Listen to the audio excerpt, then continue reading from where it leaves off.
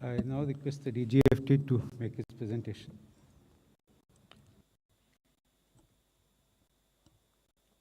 Honorable Minister, Commerce and Industry, Consumer Affairs, Food and Public Distribution and Textile, Mr. Piyush Goyal ji, Mr. Jaydeep, Principal DG, dear friends from the media and my colleagues in the ministry. Today is a day in which we have achieved the ambitious target of $400 billion from our country. And this was inspired by the vision of Honorable Prime Minister, who exhorted all of us to strive for quality and reliability in the Indian products and to ensure that there is a natural demand for our products in the nook and corner of the world. So this inspired this ambitious target of $400 billion of export target. And as you would see, 9 days before the schedule, this target has been achieved, which is a 37% growth vis-a-vis the previous year, that is 2021. This was achieved by Honorable Prime Minister to make a quantum jump in exports, and Honorable Commerce and Industry Minister led from the front to ensure that this happens. So the industry, exporters, and all government agencies, whether it is the line ministries like agriculture, food production, consumer affairs, animal husbandry, or the state governments, came on board along with the exporters to set out and achieve this ambitious target. This highest ever merchandise export from our country has been achieved 9 days ahead of schedule, and the previous high was $330 billion, which was achieved in 2018-19. There have been months where very high levels of exports were achieved, and in December 21, we achieved $39.3 billion of exports. You would also observe that in the current year, month on month, for each of the successive months, $30 billion and above of export was achieved in 21-22. Similarly, engineering goods also jumped by nearly 50% compared to last year. Our electronics goods also jumped by about 41% vis-a-vis last year. We have also observed a huge jump in our agricultural exports compared to last year, and non-basmati rice, wheat, marine products, spices, sugar have led this export growth. Honorable Prime Minister, during his interaction with the Indian missions abroad, with the line departments, with export promotion councils, set out this ambitious target for Department of Commerce, and as I pointed out, Honorable Minister followed it up as a leader leading from the front and had exhaustive consultation with the stakeholders and also interaction with the line. Even during the peak of the pandemic, you would see that the Department of Commerce functioned 24/7, and we set up help desks to ensure that the export consignments are not impacted in any way. We also drew up, the Statistics Division in Department of Commerce also drew up a very elaborate product country matrix, and even the smallest of countries were not left out while doing this targeting exercise. So 200 countries and territories were targeted, and for products, even the states were also identified where export potential is higher, and touching base with the state was also done. This was done in consultation with the missions abroad, with the export promotion councils. The territorial divisions of commerce were involved in dialogue with their missions to ensure how to facilitate this export target. The commodity boards worked with the respective commodity councils to ensure this, and all industry bodies were on board. A whole of government approach was adopted, and many departments actually joined hands to ensure that this target is achieved at the end of the year. As I pointed out successively, Honorable Prime Minister himself held consultation with stakeholders, and his consultation with missions abroad in the month of August actually gave a big fillip, and all our embassies, all our commerce consulars were on an overdrive after that. Emphasis was also laid on identifying new markets and new products. And as you know, from a high of 330, we came down to 313 and 219. So wherever market share was lost, that was identified, and a focus was put in ensuring that target for those markets in restoring market share is also ensured. We also identified some low-hanging fruits where higher export targets are possible, and the government's production-linked incentive, especially in electronic goods segment, has been very evident in our higher export of electronic goods as part of this exercise. The MSMEs and startups, through a variety of means, including COVID-related declaration that you are familiar with, were also supported, and the interest equalization scheme, where they were supported with interest subvention of 5%, also helped a large number of MSMEs in increasing their exports. Our district export hub initiative has also contributed to this, and districts have become more conscious in addressing issues of export infrastructure, export gaps, and we now have, out of the 750 districts, we have district export plan ready for more than 480 districts. As far as the monitoring of this target is concerned, Honorable PM monitored it from time to time. Honorable CIM was almost on a weekly basis in touch with the export promotion councils and with respective line ministries to sort out roadblocks, if any. Disaggregated target to the commodity divisions, to the territorial divisions, to the embassies helped in tighter monitoring. Close interaction with the state and district levels were done, and dialogue with partner countries also helped in exports. I would give one or two examples. In the last 1 year, Honorable Minister has been in continuous dialogue with Australia and his counterpart in Australia. And in Australia, we have seen a significant jump in our exports, almost 94%. Similarly, all of you are familiar, for a trade deal with UAE, Honorable Minister was coordinating with his counterpart, and we have seen a 65% jump in our exports to UAE. USA, which is an important country for us, there we have seen a 46% jump in exports. So continuous dialogue with partner countries has also helped in faster resolution of bilateral trade issues and has also resulted in substantial jump in exports. As I pointed out, District Export Hub initiative has also ensured that states and districts come on board as far as the export orientation is concerned. And it has been evident that apricot from Ladakh, black rice from Assam, Kala Namak rice from Siddharthnagar in UP, and there are a host of products which got onto the export bandwagon because of this district as an export hub initiative.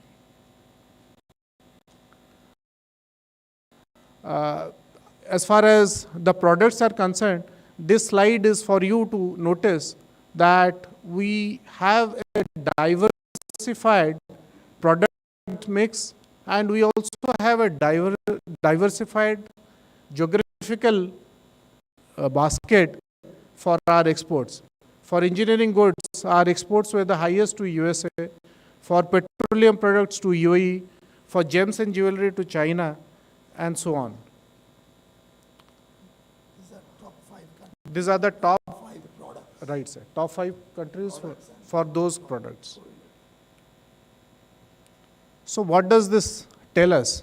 This tells us that the Team India spirit that Honorable PM has been talking of makes it possible for achieving targets which might seemingly seemingly look impossible.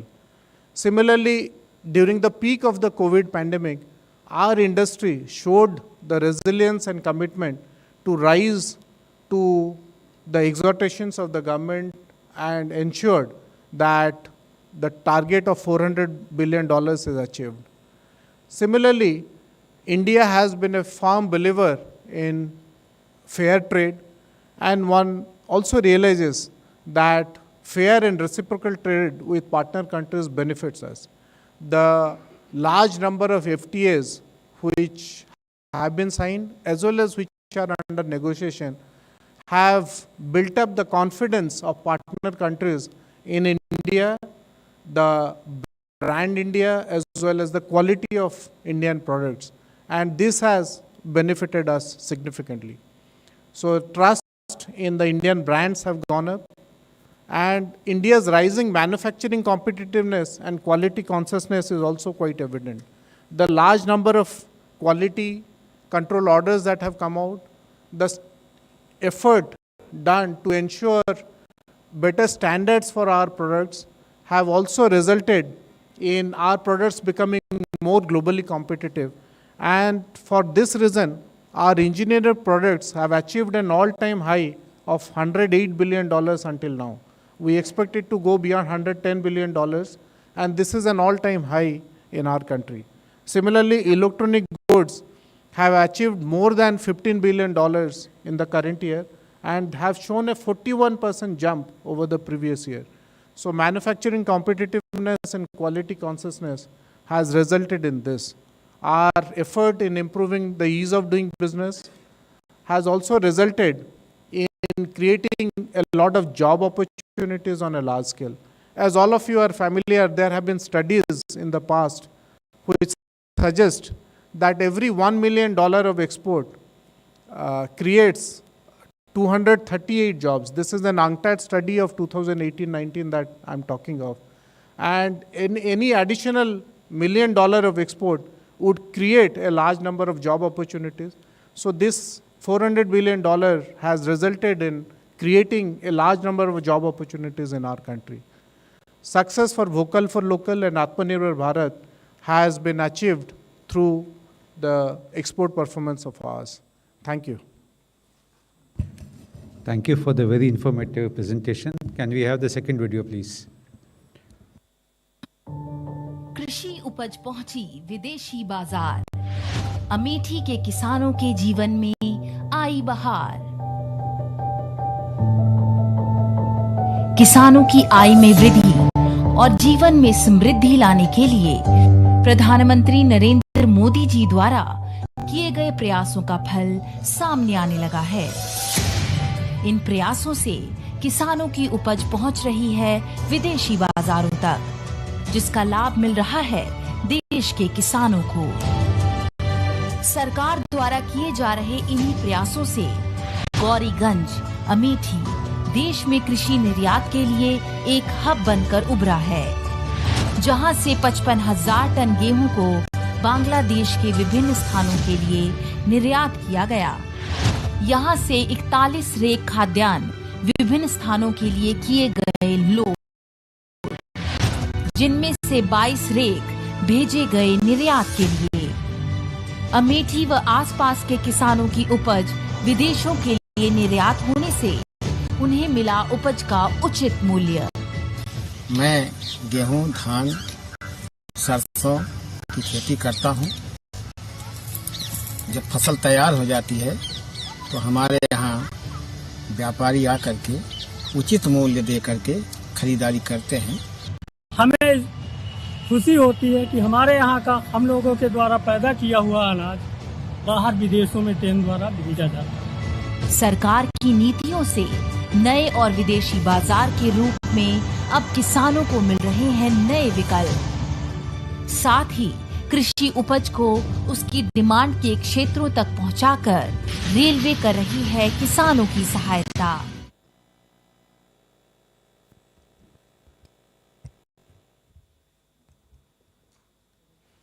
Thank you. Now I request the Honorable Minister to give his remarks on the tremendous achievement. Sir.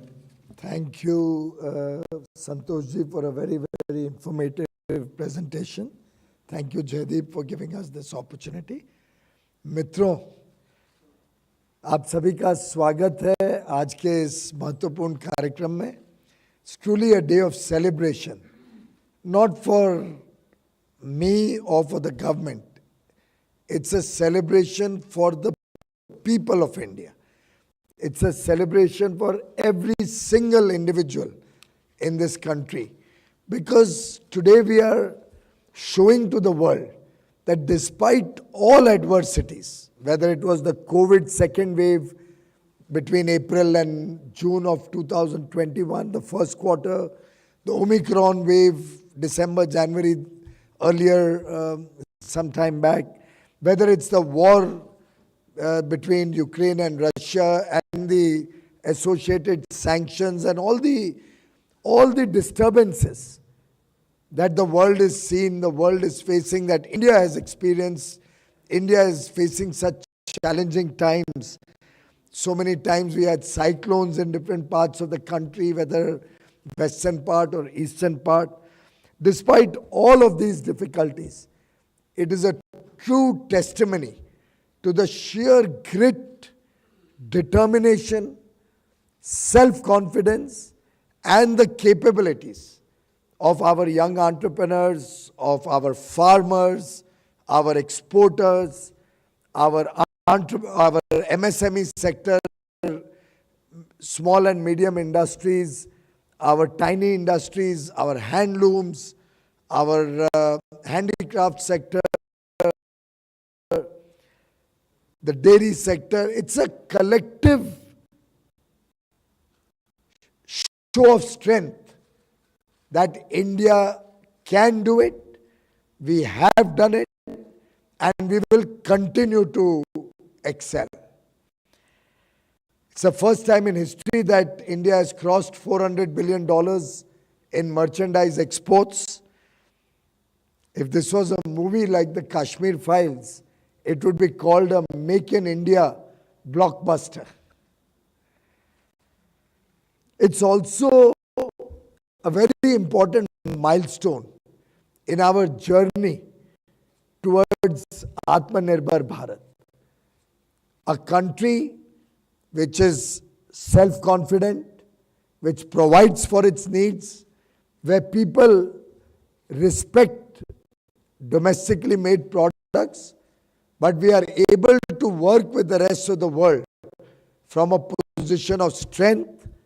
We are able to take on challenges of all sorts, compete on our quality, compete on the strength of our innovative products that we make, compete on the strength of our farmers who toil day and night to produce some truly exotic and wonderful fruits, vegetables, horticulture products, our fishermen who go out into the sea and catch very, very important export products.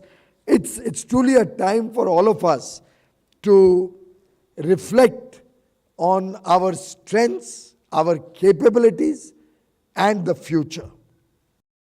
I think we owe this $400 billion success story to the countless hours spent by everybody in Team India, as Mr. Sarangi rightly pointed out. It's truly a collective effort. We broke every silo within the government and within government and industry, between government and industry, or between government and stakeholders like exporters, logistics providers, our missions abroad. All silos were broken. And collectively, everybody worked to a common purpose. I must thank all the banks who also made it possible to have adequate financing to the insurance companies, to the various ambassadors or high commissioners, all the missions all over the world, who also became a part of this success story, the part of this journey. So you had missions literally going out to canvas for business for India. You had missions going out to explore new opportunities for entrepreneurs, our MSMEs, for our farmers, agriculturists. And with this collective effort, which was driven with the inspirational leadership of Prime Minister Modi. After all, I have yet to hear of any Prime Minister focus on something like exports ever before. But he took this as a personal commitment. He took this as a challenge. He inspired all of us within the government. He motivated industry and all the other stakeholders.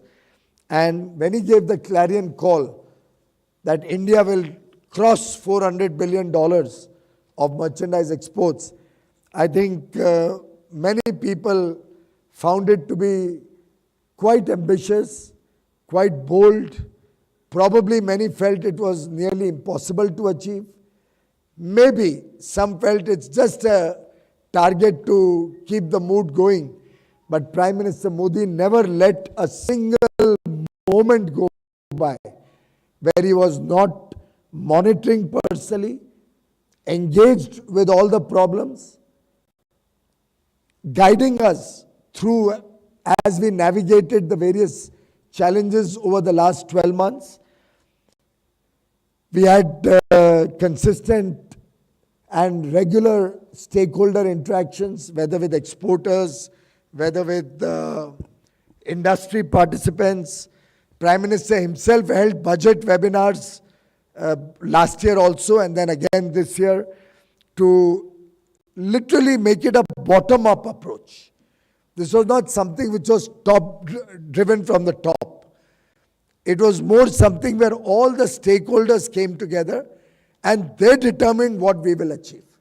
And I'm really delighted that with this kind of micromanagement, country-wise target, product-wise target, state-wise target, district-wise targets, different boards working towards one target, ministries and departments working towards their own individual targets. Every mission all over the world, and he said 200 countries were involved, had a target of their own. It could be as large as $75 billion, as small as $7 million, depending on the size and our business with these countries.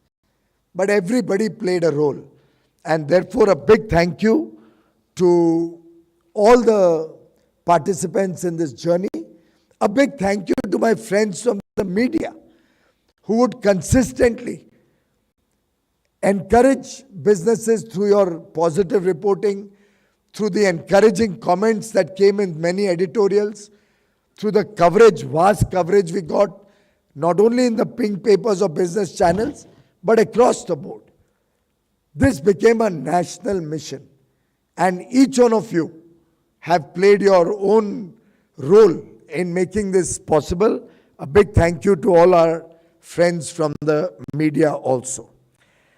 In fact, it was quite a learning experience for many of the persons involved in this exercise of how innovative ideas can be brought to the fore when you are going in for very aggressive and ambitious targets for the future.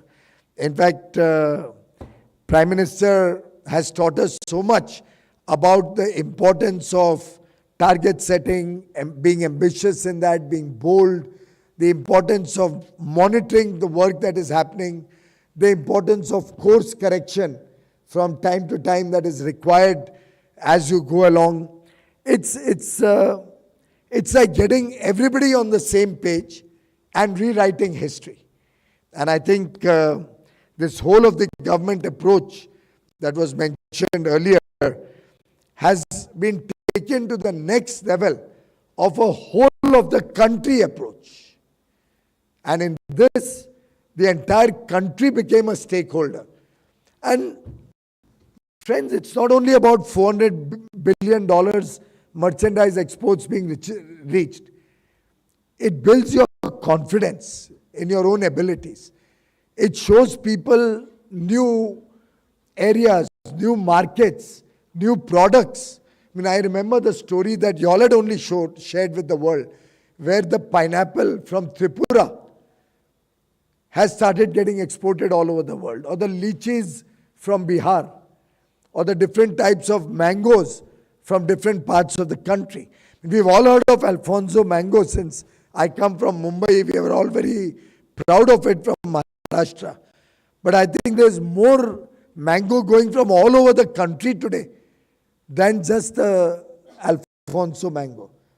And that's the kind of Sabka Saath approach that Prime Minister Modi has focused on, which leads to Sabka Vikas, the collective well-being of the entire society, entire nation, the trust, Sabka Vishwas, the trust that we have earned, and not only Indian people's trust, the world today trusts India. I mean, you can see it also in the rankings of global leaders that are released regularly. Today, Prime Minister Modi is the world's most trusted leader.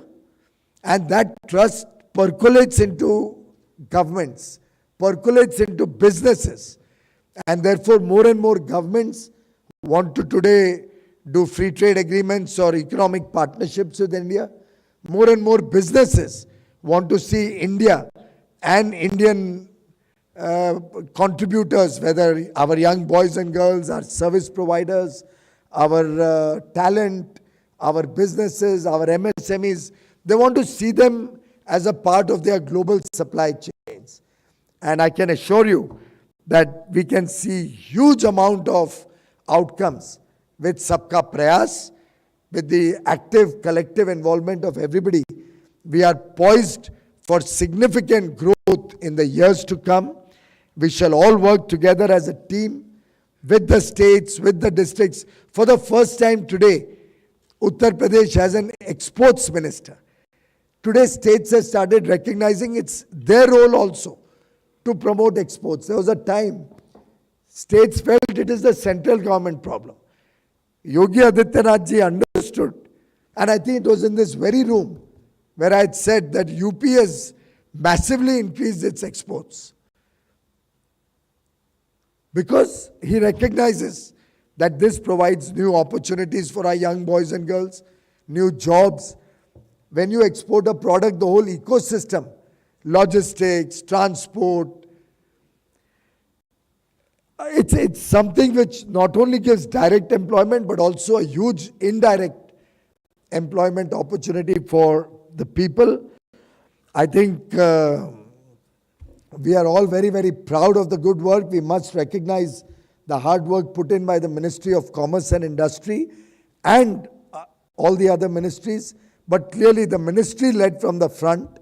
I think every officer of the government of India, particularly the Ministry of Commerce and Ministry of Industry, was like hands-on 24/7. I could literally wake up somebody in the middle of the night and ask them what's the wheat export, and they would give me the figures that in 1920 it was 2 lakh tons, in 2021 it grew to over 20 lakh tons, and 21-22 we'll probably have 70 lakh tons of wheat export. That's the kind of transformational journey that the export sector has seen. Our agriculturists, our farmers, all are benefiting. The common man of the country will benefit from these aggressive results. And I'm sure whether it's a brass trader from Moradabad or a chicken embroidery person from Lucknow, whether it's the grape farmers of Nasik or our textiles coming in from Ludhiana, whether it's the Pashmina shawl from Kashmir or the products that come from Himachal Pradesh, the Kulu shawl, whether it's the ceramic products from Morbi in Gujarat, or it is the bamboo products coming in from the northeastern states. It has been a collective effort of every state of the country, every union territory of the country, every different sector, whether it's gems and jewelry coming in from Tamil Nadu, or it is the inorganic or organic chemical industry, the pharmaceutical and medical devices coming from Andhra Pradesh. Every part of the country has contributed to this collective effort, collective success story. My best wishes to all the exporters, my compliments to all the exporters. Engineering goods grew by 50%. The agri exports will cross $40 billion, I'm told, which is, we are talking of 3 lakh crores, 3 lakh crores of farmers' produce being exported. Overall, 30 lakh crores worth of goods being exported from India truly calls for a celebration, and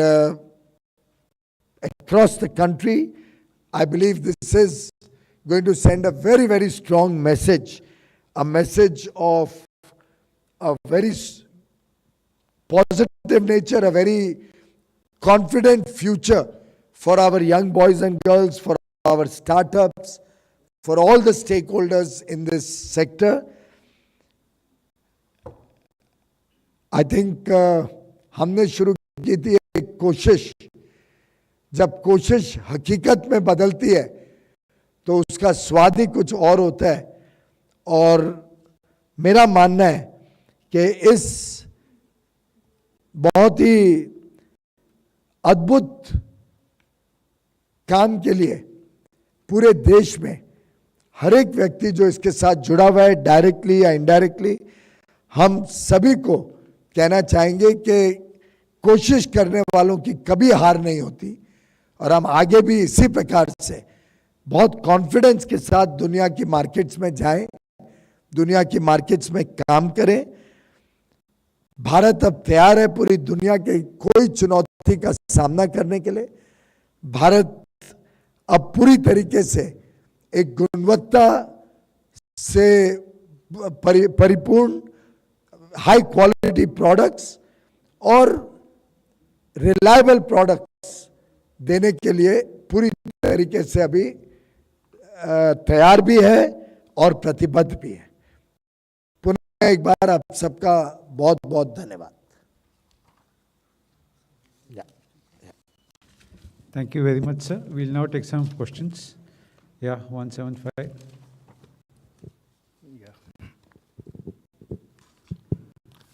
So, this is Nirbhay from UNI.